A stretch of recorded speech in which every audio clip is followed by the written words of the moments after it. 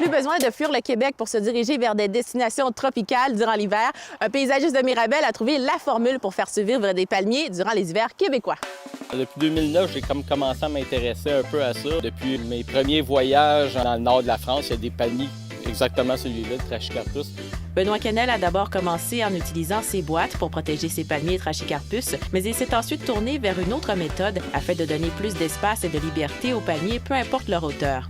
On fait juste ramener les palmes ensemble et après ça, il y a un petit cordon chauffant, un petit isolant et c'est auto-régulé. Mais il y a une lumière témoin qui indique au client comme quoi il y a toujours de l'électricité dedans. Les câbles chauffants s'activent lorsque la température descend sous les 3 degrés Celsius, mais les palmiers Trachycarpus sont en mesure de tolérer jusqu'à moins 18 degrés. Le but, c'est de le garder en dormance. Ça pousse dans l'Himalaya jusqu'à 2600 mètres d'altitude.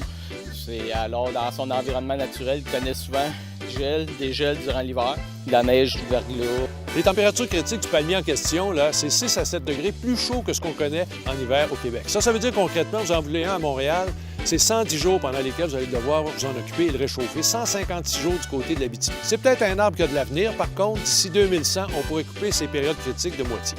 Dans la région de Mirabel, maintenir un palmier en vie coûte seulement une vingtaine de dollars de plus en électricité. 150 watts quand tout fonctionne et ça fonctionne juste de temps en temps. Et en plein jour, comme aujourd'hui, il doit faire au-dessus de 8-9 degrés Celsius. N'ayant pas de racines profondes, le palmier est facile à transplanter. La plupart des palmiers font des racines de type pivotante qui vont aller en profondeur. C'est rare que la motte elle va être plus large que la couronne de feuilles. Rebecca Salomon, Météo Média, Mirabel.